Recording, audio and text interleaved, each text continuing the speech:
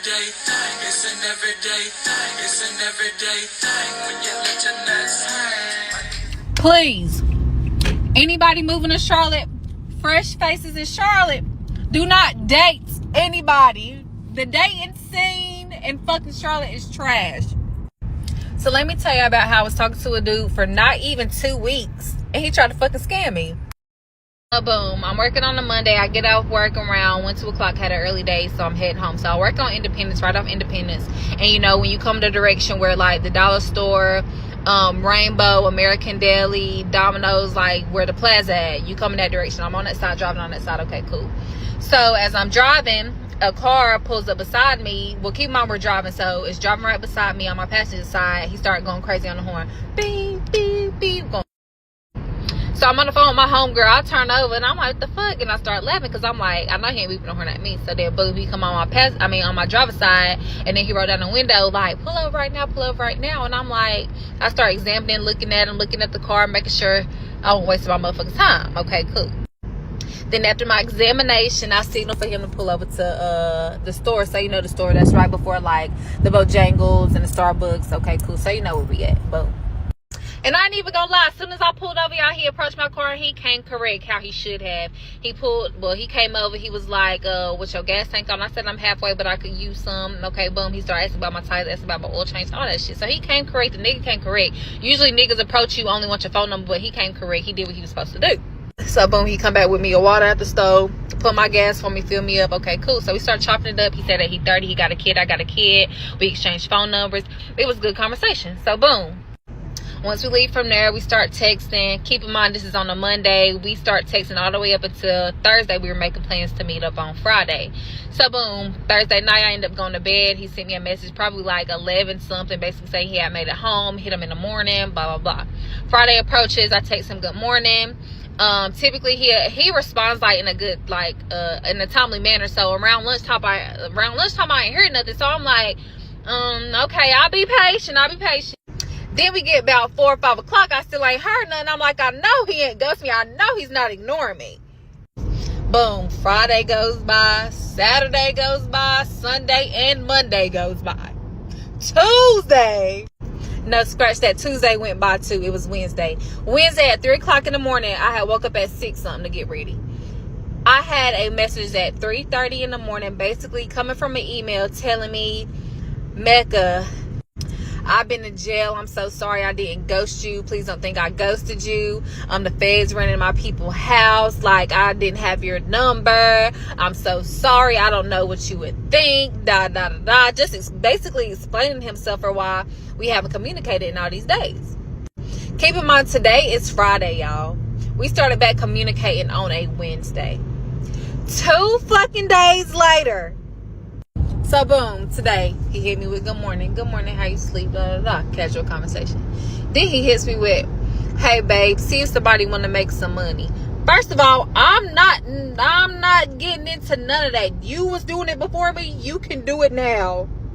Don't ask me to find you no bait for nothing. I'm not going for it. So I told him, no, I'm good. I ain't into all that. Keep in mind, I didn't even respond. I guess he got the hint because he texted me again saying, sorry, won't ask again. I said, thank you. How was your day going? Then we started with casual conversation. He said his day was slow, Okay, cool. Then he hits me again asking me for a favor. Come back for part 2. Now, y'all going real crazy about this part 2, and I'm going to go ahead and give it to you. But before I get into it, I got some disclaimers and some things to clear up. I guess because you didn't allow me to get through the story, it's a lot of assumptions being made, and I'm going to go ahead and give y'all the juice for real. Okay, first things first. As a black woman, as a single woman, a woman living in the city, and a woman in general, please understand, Lil Mama is on me at all times, baby. I'm not worried about nothing. Secondly, I feel like with a lot of parts being left out with the assumptions, like, you have to understand, I feel that if someone is approaching me, it's a lot of ways a woman can be approached. A man can approach you and just ask for your number, and then there's a man who can come approach you appropriately and court you and do something beneficial, whether you may be interested or not. I felt it was feasible, and I felt like it was appropriate for, if you're going to approach me at a gas station, the least you can do is put gas in my car and put air in my tires if that was needed. Secondly, just because a person decides to engage with conversation or furthermore like communicate with a person does not mean that they are all of a sudden a priority. I already said like I didn't even talk to this man for a total amount of days to equal a week for the simple fact of the whole jail situation. But that's neither here nor there. I didn't know this man from a can of paint. So the last thing that he was to me whenever a conversation ended was a priority. I just never thought I was going to speak to him again. And I forgot to tell y'all in part one, when we initially was engaging in conversation, off rip, I get into questions like, what's your religious beliefs? If you don't believe in God, there's nothing for us to talk about. I start asking about profession, like, what do you get into? So let's get into the profession. He said he helps people make money. I'm like, okay, maybe you need to elaborate because I'm not understanding. He said, I'm going to just say, I scam the system. I don't scam people. Okay, so I'm thinking, okay, he a scammer, and I know not to have no wallet, no cards, or nothing of personal information around him. So hopefully that give y'all a context of like what the conversations consisted of. So like anytime, for example, when he would be like, hey, hun, see if somebody wants to make some money, like he would always say behind that, like, I got $1,500 for you, I got $2,500. Like he would say something as far as like breaking me off in the back and if somebody was to get some money or something. Okay, so boom, let's get into part two for real. So after he asked me that, I just didn't give no response. And I guess he got the hint basically saying, sorry, I won't ask again, da, da, da. So then he ends up asking me a favor. And the favor was, he was like, do you think that you can Apple Pay me and I give you cash? So I'm like, I do that for homegirls. I do that for people. You know what I'm saying? Like, I don't mind Apple paying somebody and just getting cash. But my thing is, with me not knowing you, you're going to be in my presence when we do this transaction. I'm going to get the funds first, and then I'll send you the funds after I get the cash. So he specifically asked if I could Apple Pay $317 to a phone number, and then he would just give me $400 in cash. And I'm like, okay, that's cool, but it's going to be after I get off work, or we can meet up and then just do the transaction that way. But either way, I'm not going to send it to you now and wait to get the money. I'm not going for that. So then he gets frustrated at the fact that I'm telling him that I'm not going to send it right then and there. He tried to say it was for a car payment, but listen at this. When he originally had got out, as he said not only did he had to bond out, he had to pay bills. So pertaining to like the car payments, rent, all that other stuff. And I'm like, okay, well, I'm glad you were in a position to be able to take care of that.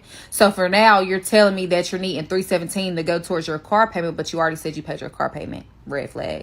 Then as we're still engaged in the conversation, as time goes on, after I told him I would do it whenever I got off work, he ends up saying, well, can you go ahead and send it because I'm going to give it to my runners or whatever he was saying. It just switched up what the money was needed for so many times. It's just like, I already know you lying. So fast forward to when I finished working, I ended up hitting him up a few hours later, and I was like, you still need that? He was like, yeah. So prior to me hitting him up, he had sent me an address. I guess assuming that I was going to send the funds and just come pick them up after the fact. And I was like, no, I'm not going for that. So the address he sent me, I don't know if it was like a business or whatever it was, but I just knew it was 20 minutes from where I was from. So I was like, whenever I hit him up, he was like, yeah, he still needed. He was like, just pull up to the address, da, da, da. So as I'm driving, he sends me the phone number to send the funds to, and was just basically like, send this here, and then I'm here, come get the money. Okay, cool. The thing is, I started ignoring him because, like, I don't know what you don't understand of the words of I'm not sending you any money until I'm in your presence. Did he not fucking understand? So as I'm approaching where the address is, he starts texting me, like, asking where I'm at. I'm like, okay, I'm turning the light, I'm pulling up. So, y'all, as I start approaching, come back for part 3. Dang, one thing about y'all was impatient, but it's okay because I'm about to give y'all the final part. Final part 2, how a guy talked to not even a week tried to scam me. So before I get into it, y'all really done got me in trouble. I don't know if it's the algorithm. I don't know if it's because y'all done took this video a little bit where it needed to go. But baby, he done seen the post. He done seen both videos. He done text me, calling me everything but a woman of God. The message, I got 2 phone calls coming through. Baby, I did not answer the phone because I just got home from church. And what you're not going to do is yell in my motherfucking ear. Delete. So boom, getting back into the story. I'm at the light. He hit me, asking where I'm at. I'm turning in. Okay, cool. So a building number was sent to me along with the address of where it was at. I'm pulling up. The building number was like 1970 something or 99 something. And what I'm seeing is 9920 something. So like basically where you're telling me is nowhere to be found. So okay, obviously your first instinct, call. I'm calling. You're not answering the phone, but you're texting me. Like, If I don't know where the hell I'm at and I'm coming to do you a favor, why the fuck are you not answering the phone? He tells me if I can answer, I would. I'm on three-way, can't click over. First of all, bitch, if you're asking me to do something for you, I don't care about you being on a three-way. I done drove 20 minutes. Like, by this time, I'm getting irritated because it's like, now I feel like you playing. I feel like you playing because first, I don't see the address. Don't see the address you done sent me. I done drove all the way 20 minutes, just got off work. Third, you're not answering the phone. Like, it's giving a whole bunch of, like, you playing for real. Keep in mind, while all this going on, he telling me, like, park beside my car. How am I going to park beside a car that's non-existent? I don't see the car non-existent. The address is non-existent. Like, what the hell type of kiddie games is you playing? So, boom, he tried to get mad at me because I'm like, I'm over here at, I was like, I'm at 99.20. He like, I said it's 99.70 something. You know what? Never mind. You playing or motherfuckers playing. I'm like, what? How the hell could I possibly be playing? And I'm the one who drove over here. I'm the one who used my gas, got off work, and came over here to do you a favor. Motherfucker, you playing. So I told his ass, I said, you know what? I don't know what type of kid games you on, but lose my fucking number. You done had me drive all the way over here for you to be playing and talk about you ain't answering the phone. If I'm calling you, telling you I'm lost and I don't know where I am, you need to pick up the phone. Talking for a week or not. So really, after all is said and done, what it's really giving is when he sent the address early on, when he initially asked me for the favor, he thought I was green as hell and thought I was going to send thought I was going to send an Apple Pay. It's not that. So then when I said I was going to come, he told me to come to the address that he already sent. So when he sent me the phone number, wanted me to send the funds to the phone number, he thought I was going to do it before I came there. And when I came, it wasn't no address to the address that he really sent me. It was non-existent, like I said. So the end of the story is, don't be like me, bitch. No, I'm scratch that. Don't fully be like me. If you pull over at the gas station, motherfucker, put gas in your car, bitch, now you got a full tank. Leave it at that. Just leave it at the full tank, bitch.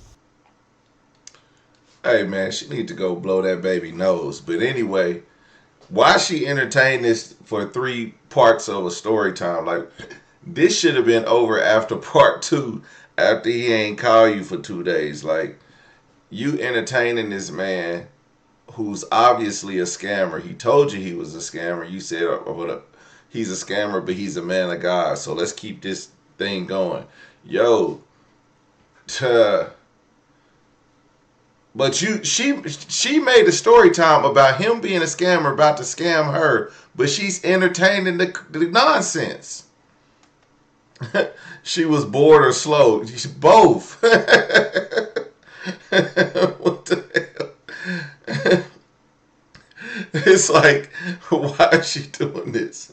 Yeah, you ain't hear that baby back there snoring? Maybe it's because I got on my earphones. That baby back there, baby got a cold. Girl, if you don't get that baby some damn Tylenol, get your ass in that house and blow that, suck the boogers out that baby nose. Get all that shit out of there, boy. That baby back there going through it, and she just over here telling us this stupid story. Man, I wish. Man, listen. Hey, I'm gonna tell you, I got a partner who was in the feds, and he, I sent him some money down through there, but I started getting messages from him like he locked up, but I'm like, I just seen my nigga on Instagram just at his mama's, restaurant. I know he don't need no money, but he ain't even locked up, like, and so I'm like, I'm calling the homies. I'm like, hey, is so-and-so still locked up? What is this? They're like, nah, that's a scam. I'm sending the homie the messages. I'm like, man, I know, because I just seen him at his mama's shop. So why would he hit me up and say he needs some money? And I know my bro ain't hurting bad like that. You know what I'm saying? Like, I know he ain't out here in the free world not getting no money, but then go to jail and ain't got nothing. I was like, so people are scamming. I was like, and then when I put the number in the Cashapp, and it said some scamming type shit. I was like, that's what made me hit my bro up, and was like, so man, what? Cause I know I seen him, but I'm like, he asking for like some money, and I'm like, and then he sent a picture of himself, and I'm like, why would he send a picture of himself? Like, and then this is what I did. I said, hey bro, what y'all used to call me back when we was younger? And all he said was P. They didn't call me P when I mean, he'll call me people. It was something else. Like they used to call me Diddy back in the day, P Diddy, because like P Diddy was like this is before P Diddy was doing what he was doing now.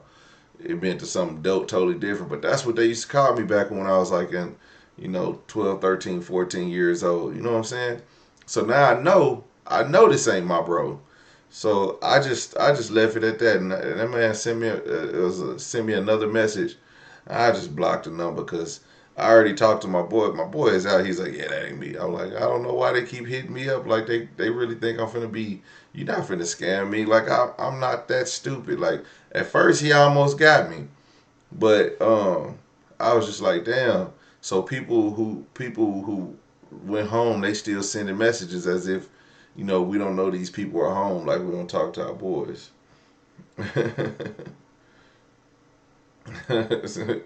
Dogs breathe hard too. True, my dog be loudest when she sleep. My dog snores like no other, man. I be snoring like no other shit. Man, have a few drinks. Man, matter of fact, when I was sick the other night, bro, I was snoring like a mug. I was boy, I was snoring so hard. And my you can hear it through the vents. My daughter was like, "Dad, are you okay?" I'm like, "Yeah, I'm okay. What you bothering me for?" Like, I heard you snoring through the damn vents. I was like, I goddamn. What else you be hearing through them vents? Okay. Anyway, yeah, man. Everyday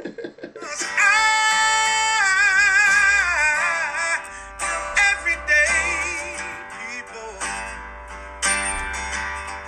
Day and night. For some women, it can start working in as fast as 1 week.